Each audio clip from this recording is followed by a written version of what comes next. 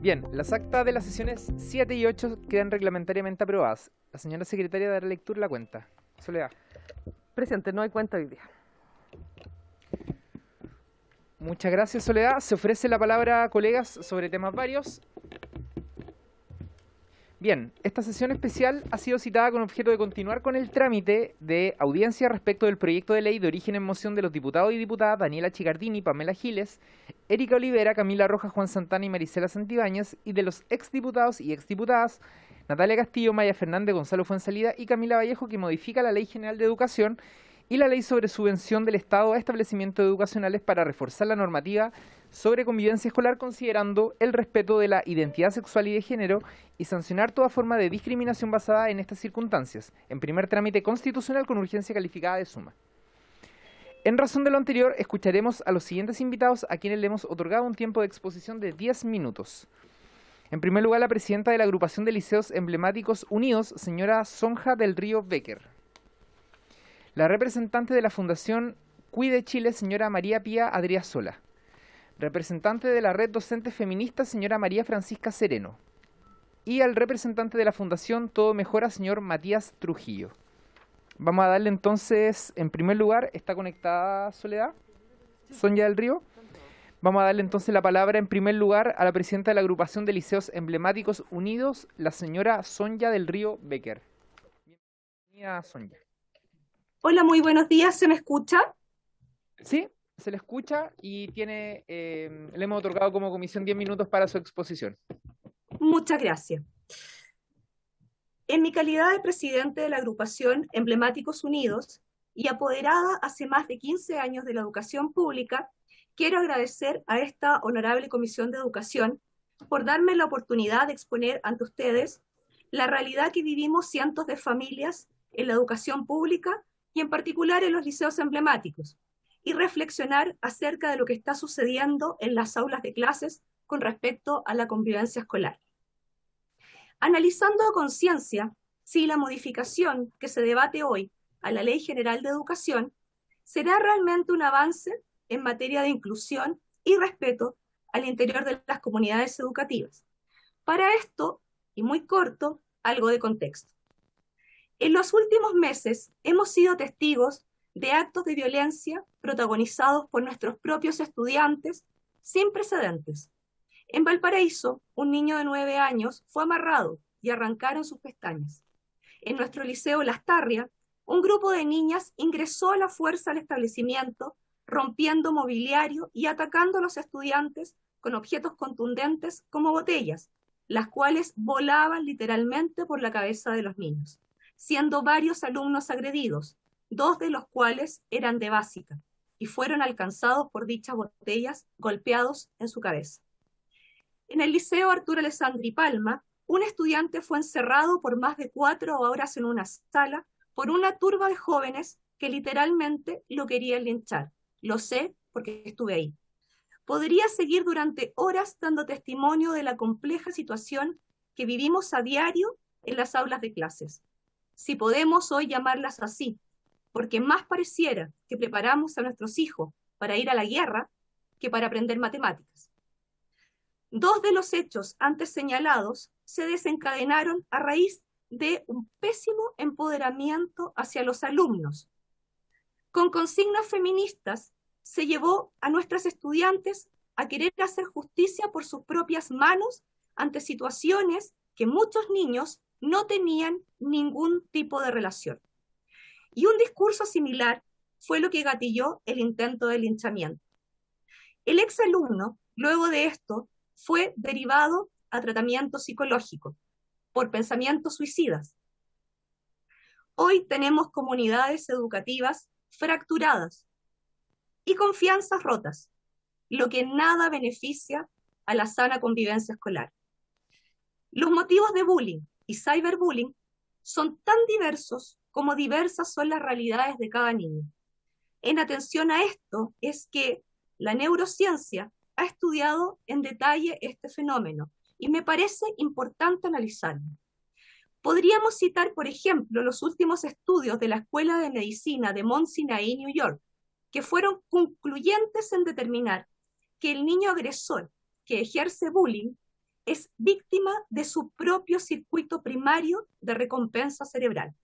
Es decir, que en este tipo de niños existe un tipo determinado de circuito cerebral que los induce y motiva a agredir verbal o físicamente a sus pares, lo que produciría a nivel interno placer y satisfacción inmediata.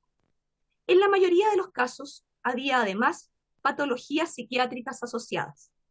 Se ha constatado que en la mente del agresor no importa quién sea el otro, si es mujer, hombre, delgado o grueso, pequeño o grande. No es de gran importancia su lugar de procedencia ni su color de piel, tampoco lo es su sexualidad, porque toda característica física, psíquica o del lugar de origen sirve para hacer bullying, ya que el circuito de recompensa funciona de la misma forma. En estos niños, la sanción punitiva de sus actos no modificó su comportamiento. Lo que sí fue un avance fue abordar en la comunidad educativa que los rodeaba para concientizar de no hacerse parte del bullying ni por acción u omisión. Podemos concluir entonces que imponer penas más gravosas no ha mostrado ser eficiente en la erradicación del bullying escolar. ¿Cuáles son entonces a nivel mundial algunos factores protectores en contra de la violencia? Para esto me gustaría citar a Mona Curry, quien es vicepresidente de la Universidad de Jerusalén, experta en violencia escolar, juvenil y cyberbullying, y recientemente reconocida como una de las 50 mujeres más influyentes de Israel, a la cual tuve la oportunidad de escuchar cuando fui invitada en abril pasado al seminario CEP sobre violencia escolar. Ella expresó: he encontrado que mientras más religiosos son los jóvenes, menos violentos tienden a ser. Esto es algo que hemos encontrado de forma consistente en nuestros jóvenes. Entonces, debemos reflexionar acerca de qué tiene la espiritualidad que hace que estos jóvenes estén más protegidos ante la violencia. Me parece que es algo que deberíamos tener en consideración al hablar de la crisis de violencia de la cual son víctimas nuestros estudiantes, puesto que los valores han resultado ser un factor protector determinante en el mundo, no así las sanciones punitivas o la discriminación positiva. Mientras más rápido entendamos como sociedad que al otro se le respeta por el hecho de ser un legítimo otro, más rápido podremos terminar con el bullying escolar. Por último, quisiera compartir una reflexión con esta honorable Comisión de Educación. ¿Es el camino correcto en la erradicación del bullying imponer niños de primera o segunda categoría de acuerdo a su sexualidad o cualquier otra característica? Podemos expresar sin arrepentimiento alguno que un tipo de bullying es más gravoso que otro si el niño afectado, por la razón que sea que es discriminado, percibe a nivel cognitivo y socioemocional el mismo dolor y las mismas repercusiones, independiente de la razón por la cual es atacado. Ante estas preguntas, puedo decir que me parece un error el enfoque que se está dando al conflicto que vivimos en nuestras comunidades educativas. Y no me malentiendan, no soy más que una madre y dirigente de la educación pública. Sin embargo, soy una que ha leído y ha estudiado los avances mundiales acerca de la violencia escolar, además de ser, lamentablemente, testigo presencial de ella, y buscar incansables soluciones y acuerdos que pongan a salvo a nuestros hijos. Porque si esta honorable Comisión de Educación se equivoca en los criterios y en la forma de abordar la violencia, el precio de esto no lo van a pagar ustedes, lo vamos a pagar nosotros, y especialmente nuestros hijos. Los dejo con una última reflexión del destacado intelectual Humberto Maturana. Sin aceptación y respeto por sí mismo, uno no puede aceptar y respetar al otro. Y sin aceptar al otro como un legítimo otro en la convivencia, no hay fenómeno social. ¿Será entonces, me pregunto yo, necesario ponerle apellido al otro para respetarlo? Creo que la dignidad humana no lo necesita. Termino pasándole el dato a esta Comisión de Educación, que hoy tenemos varios liceos emblemáticos en Toma, como lo es el Liceo Las Tarrias, el único que cuenta con básica, lo que hace especialmente delicada esta situación. Ni siquiera podemos hablar de convivencia escolar si no volvemos a clases. Muchas gracias por su tiempo. Y qué lamentable ver en la pantalla que se ha retirado parte de esta comisión. La verdad no sé a dónde fueron, pero me parece una falta de respeto. Sonia, solamente recordarle a las y a los invitados que en el transcurso de esta comisión se está desarrollando también una sesión especial. Nos vimos en la obligación, dada la alta cantidad de invitados e invitadas por este proyecto, a tener que realizar comisiones en paralelo con la sesión de sala. Por lo tanto, quiero poner en antecedente a las y los invitados de esta situación para que lo tengan presente y consideren muchas veces la ausencia de algunos diputados y diputadas. Le damos las gracias, Sonia, por su exposición y le damos ahora la palabra a la representante de la Fundación Cuide Chile, señora María Pía Adriasola, quien también tendrá 10 minutos como máximo para realizar su exposición. Muchas gracias, señor presidente. Quiero también agradecer la invitación a exponer en esta comisión respecto de este proyecto que modifica la Ley General de Educación y la Ley de Subvención del Estado a los establecimientos educacionales. En primer lugar, me gustaría alegrarme y participar mi alegría porque aparentemente todos tengamos en común esta aversión a las conductas de bullying. La Fundación Cuide Chile, quien represento, tiene especial preocupación por las personas y por todas las personas, sin importar ningún tipo de distinción y sin ninguna motivación que justifique agresiones que atentan contra su integridad o contra su libertad. Dicho esto, quisiera recordar que hasta hace pocos años en los colegios había disciplina, había orden, habían reglamentos que establecían este orden para un buen funcionamiento de la comunidad educativa. Existían conductas reñidas con la sana convivencia que eran sancionadas, ya fuera que vinieran de los alumnos hacia otros alumnos, hacia sus pares, hacia los profesores, o desde los profesores hacia sus alumnos. Y estas conductas, al ser sancionadas, permitían educar, es decir, dar a los niños y a los jóvenes las mejores herramientas para sacar lo mejor de sí mismo en todos los ámbitos de su vida. Resulta impensable hablar de educación sin entender quiénes somos como personas en las distintas etapas de nuestra vida y qué lugar le corresponde a cada uno. Los padres, sin duda, somos los primeros educadores. Los padres somos los que elegimos una institución para educar a nuestros hijos porque buscamos en aquella escuela o liceo el lugar donde nos ayuden en esta tarea. ¿Quién puede decir que hoy día estamos mejor que antes? Es cosa de mirar, como exponía recién Sonia del Río, lo que ha ocurrido con los liceos emblemáticos, o el Instituto Nacional, cuna de figuras destacadas de nuestra historia en distintas disciplinas y ámbitos sociales. Hoy no es ni la sombra de lo que fue, entre las tomas, los incendios, las marchas, la falta de respeto, y los protagonistas de estos eventos se desbordaron durante los últimos años, haciendo verdaderamente imposible aprender algo en lo académico, tanto menos en lo social. Se ha creído que legislar más incisivamente es una solución a los problemas, pero la evidencia está a la vista. Nuestros niños y jóvenes no tienen una educación de calidad ni la pueden tener si falta lo esencial de toda convivencia humana: el respeto a sí mismo y el respeto a los demás. Respecto al proyecto de ley que hoy nos ocupa, se cita normas fundamentales también para nosotros de la Convención de los Derechos de los Niños. El artículo 1991.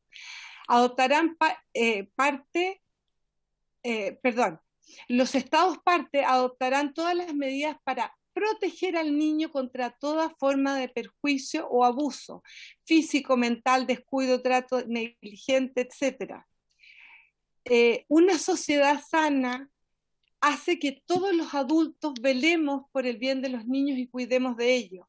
Aquí esta norma que se cita se refiere al cuidado que debemos tener los padres, los representantes legales o cualquier persona que tenemos a cargo a los niños, es decir, se incluye a las personas que trabajan en instituciones educacionales y que tienen a cargo a los niños durante la jornada escolar.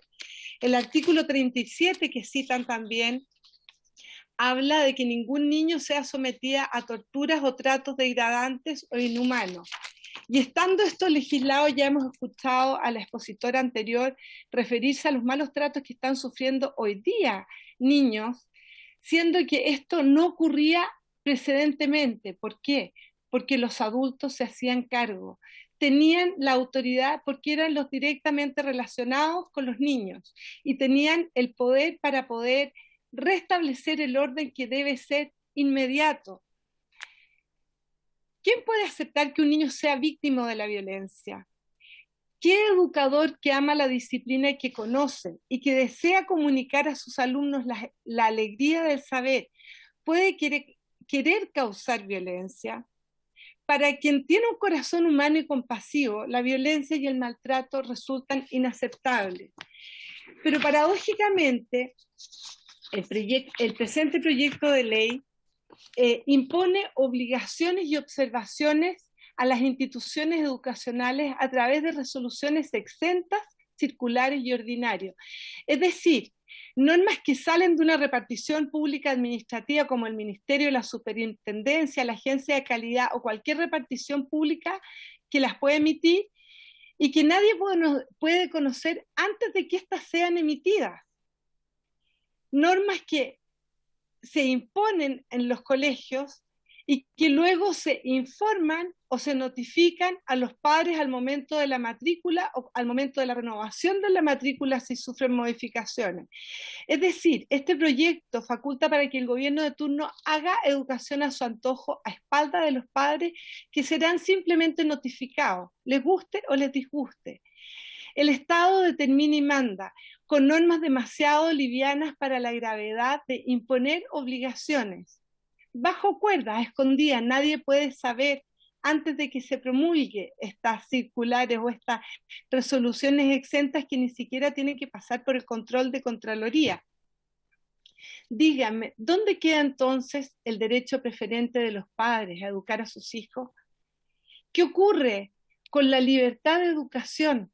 Con la posibilidad de que existan tan variados proyectos como tipos de personas y familias y que se adecúen justamente a lo que la familia necesita para educar de acuerdo a su cultura, su pensamiento, su manera de ser. El artículo 2 consigna el respeto a la libertad personal de conciencia, sexualidad y identidad de género. A eso se van a dedicar hoy las instituciones educativas, a ese respeto incondicional. ¿Y qué va a pasar entonces cuando esa libertad personal choque con la libertad de otro? La libertad de uno siempre ha tenido límites en la libertad de otro. Cuando el estudiante interrumpe la clase en uso de su libertad personal, chocando con la libertad personal del profesor que quiere enseñar a sus alumnos que quieren aprender. ¿Qué pasa con la libertad de conciencia del joven que no quiere vestirse del sexo opuesto y es sancionado con una mala calificación por no someterse a un mandato del profesor? ¿Acaso no es esto un abuso? Desde la institucionalidad del Estado no solo se está vulnerando la integridad de los niños, sino que además se les está privando de su derecho fundamental a ser niños. Se les confunde, se intoxican las relaciones de amistad, ya está en el ámbito escolar el bullying, el sexting, la adicción a la pornografía, el ejercicio precoz de la sexualidad sin ningún sentido, la manipulación, y todo esto agravado por la tecnología, puerta de entrada de lo mejor y de lo peor, y dulce compañía, entre comillas, de la soledad que padecen hoy día nuestros jóvenes y niños. Esto no lo soluciona un encargado de convivencia, ni el comité, ni menos una reforma como esta que presenta sanciones a los que incumplan las obligaciones que se determinarán por estas leyes. Es decir, a través de esta ley se imponen sanciones que pueden ir desde el 1.200.000 hasta casi los 3 millones de pesos, pero sin que exista una sanción determinada de qué es quién va a sufrir esa pena. No existe una conducta definida, porque esa conducta la va a definir estas leyes que se dictan de carácter administrativo y que no se pueden conocer. Se condiciona la subvención del Estado a establecimientos educacionales que cumplan estas obligaciones que impondrá el Estado a través de estas resoluciones extensas. En resumen, peor que cualquier tratado, que se haya tratado de imponer cualquier educación universal como se hizo en la Unidad Popular. No podemos olvidar que las instituciones educacionales tienen el propósito de brindar conocimientos y formación para que todos puedan desarrollarse de la mejor manera como personas.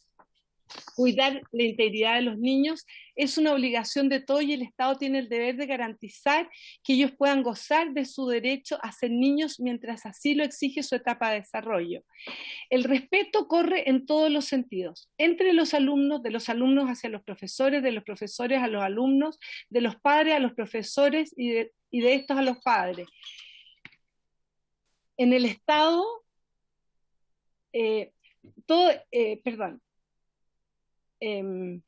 no podemos dejar de cuidar a los más desvalidos o en situación de menoscabo. Somos las personas las que protagonizamos la historia de nuestro entorno. El Estado tiene el deber de colaborar, de facilitar, de armonizar y sobre todo de respetar a todos. Si no, estamos frente a una forma de imponer un beneficio a ciertas personas, lo cual termina siendo una discriminación inversa. Es decir, terminan padeciendo bullying aquellas personas que debieran también ser protegidas como todos los demás.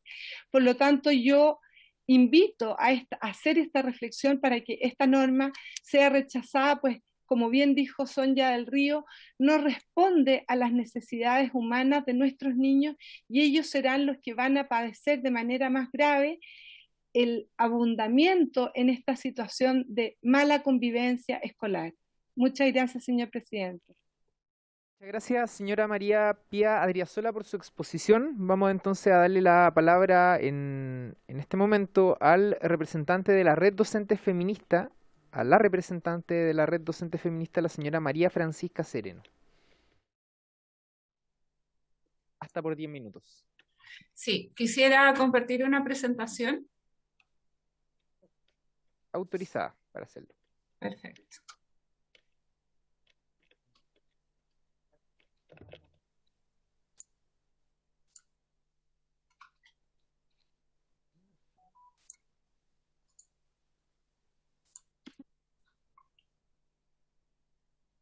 ¿La pueden ver?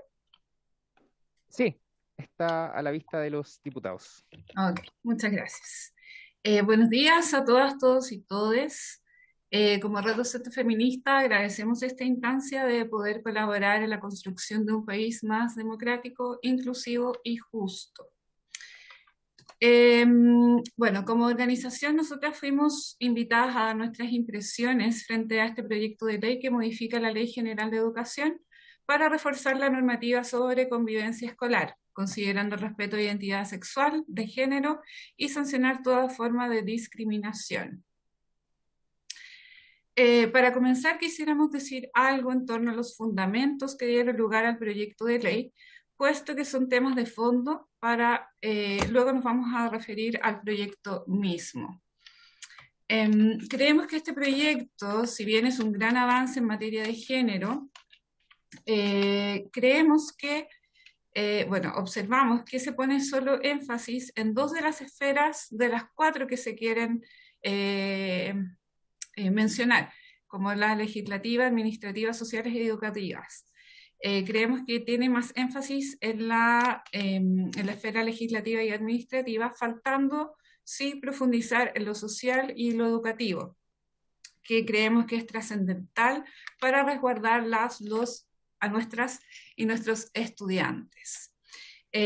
Proyectos como esta ley, la ley José Matías, dan cuenta de la urgencia de la educación sexual integral en nuestras escuelas para así poder tratar de forma integral estos temas. Por eso creemos que se vuelve necesario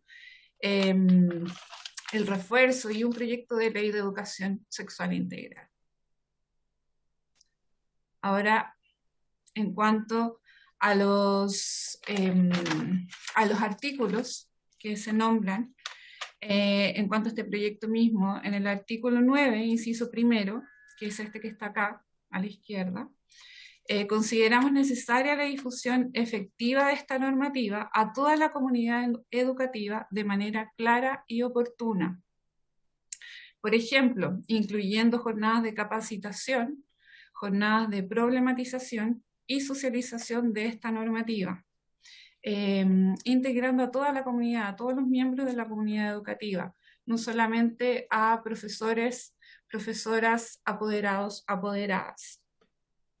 Creemos fundamental considerar a las niñas, niños, niñas y adolescentes como sujetos de derecho, quienes debiesen manejar, acorde obviamente a su edad, esta información para así tener las herramientas necesarias y desarrollar las habilidades para poder ejercer sus derechos y deberes.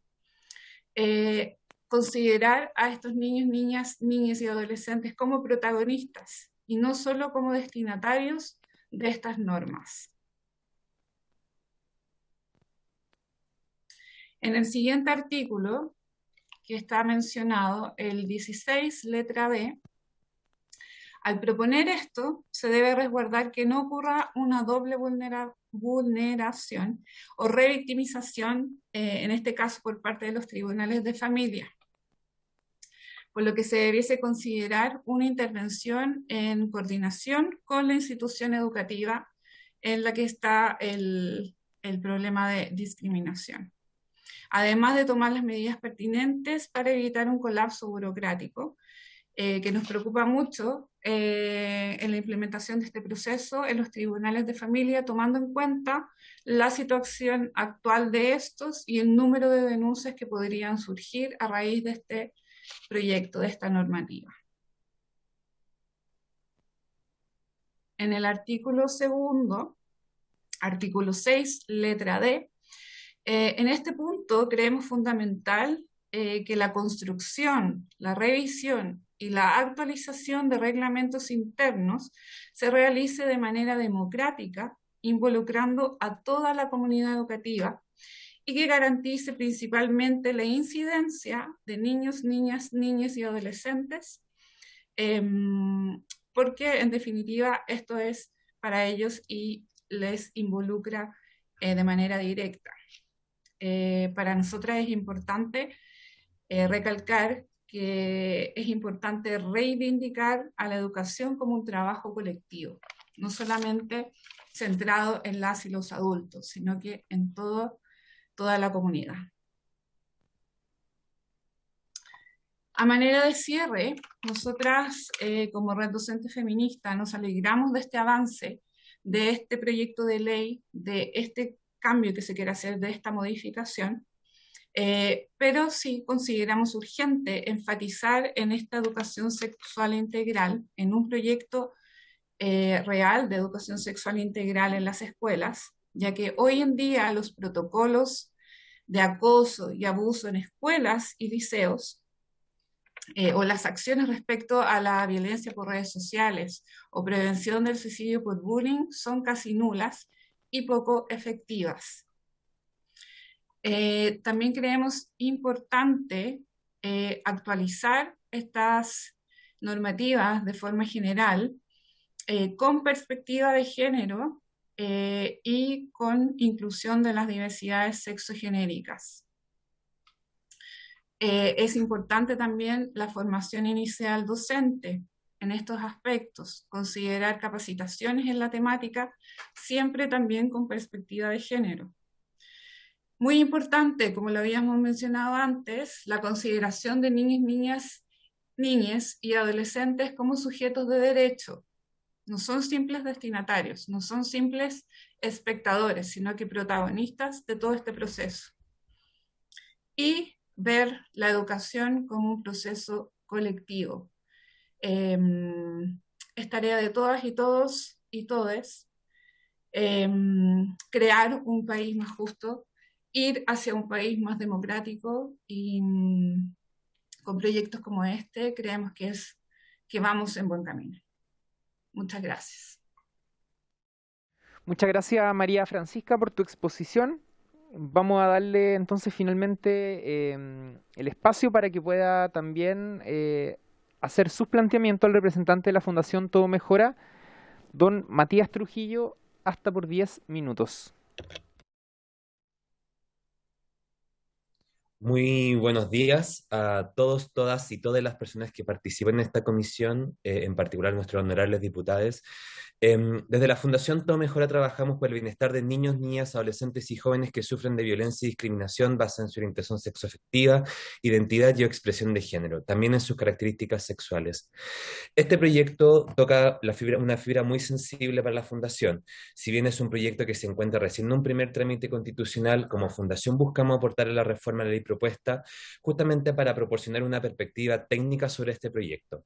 Desde esta manera nos gustaría justo avanzar a la creación de un marco legal que proteja a las niñez y adolescencia de la manera lo más integral posible. En este sentido, nuestra primera propuesta tiene relación con adoptar una definición de violencia integral, hablar de violencia escolar y no limitarse al concepto de acoso escolar o también bullying. De acuerdo a UNESCO, del año 2020, la definición de acoso escolar o bullying corresponde al comportamiento agresivo no deseado que se repite en el tiempo e implica un desequilibrio de fuerza.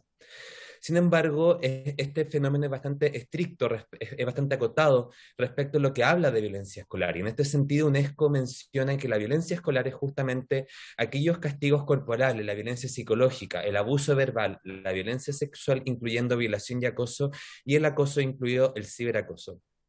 En esta línea también se encuentra la violencia homotransfóbica y la violencia escolar por motivos de género. Sin ir más lejos, UNESCO menciona que la violencia de género es una de las principales motivaciones por las cuales niños, ni adolescentes y jóvenes sufren de violencia en América Latina.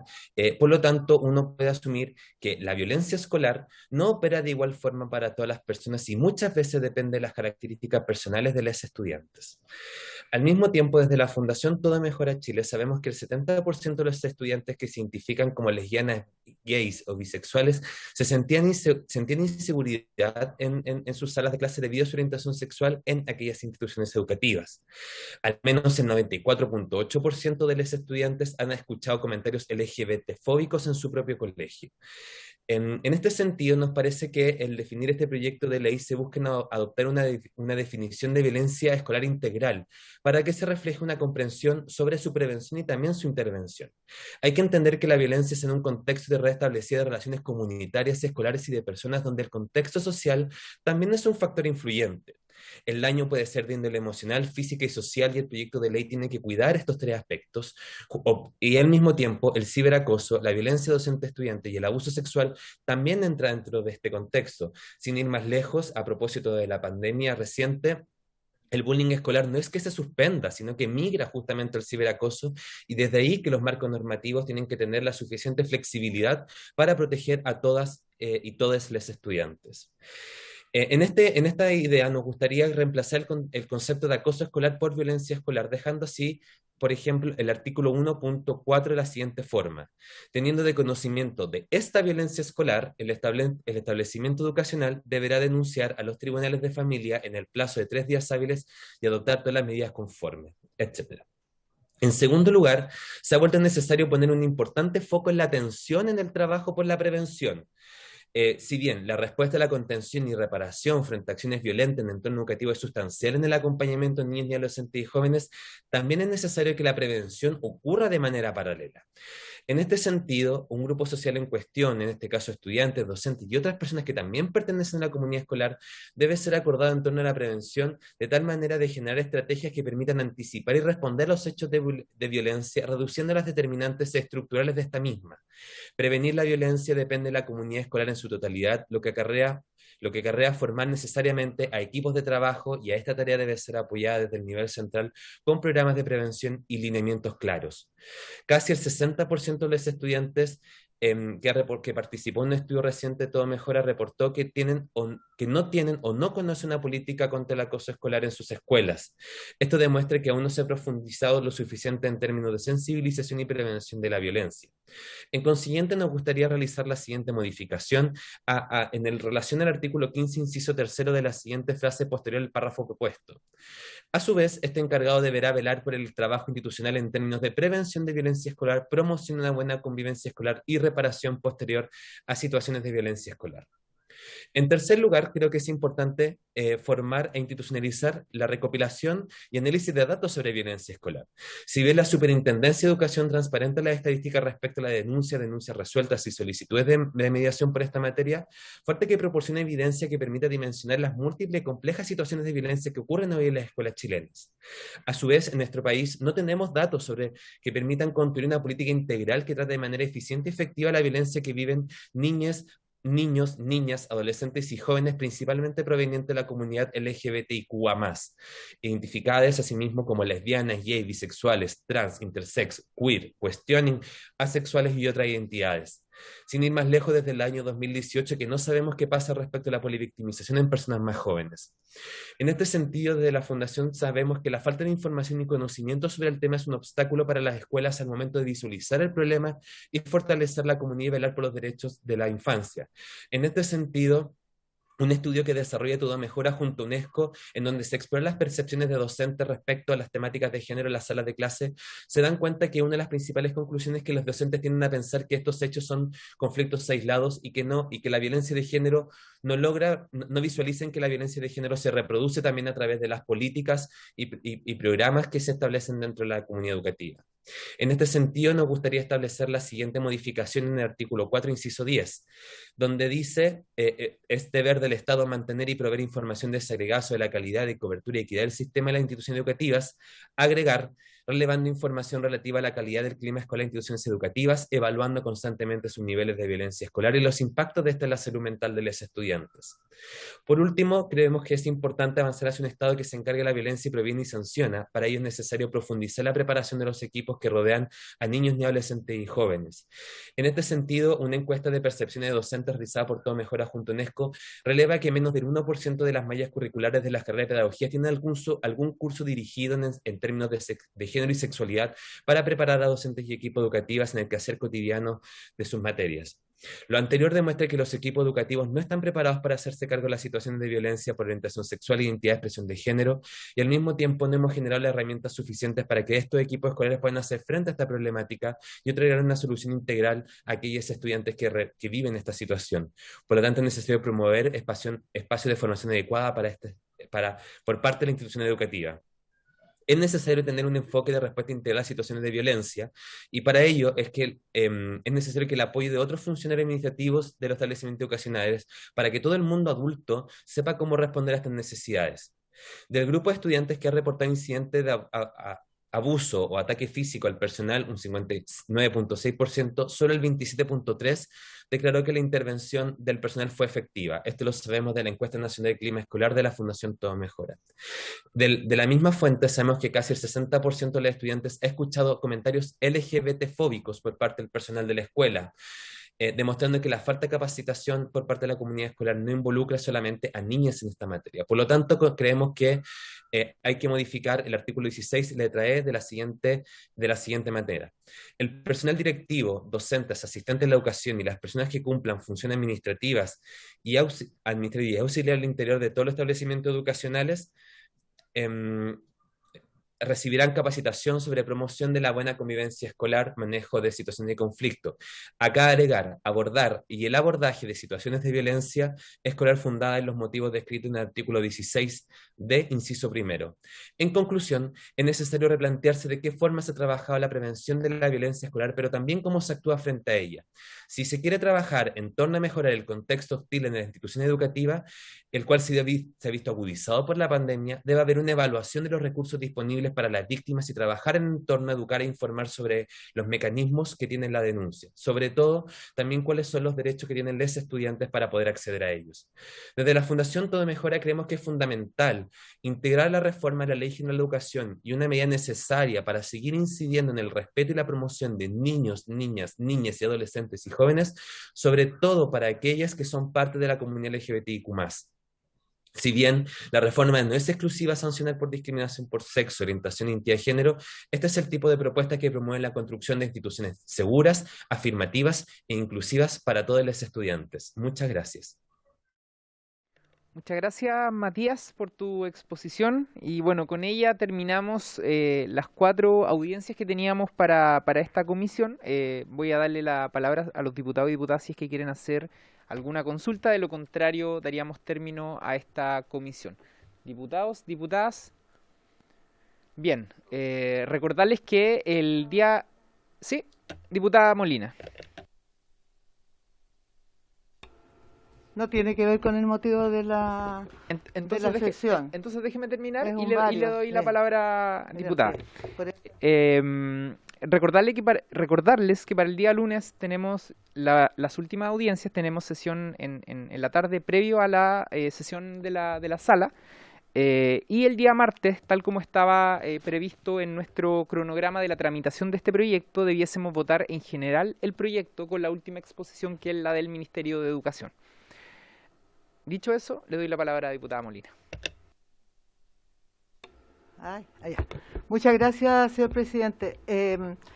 Le quería comunicar, como usted bien sabe, yo antes de ser diputada era decana en la Facultad de Ciencias Médicas de la Universidad de Santiago de Chile, una gran universidad, siempre aprovecho eso.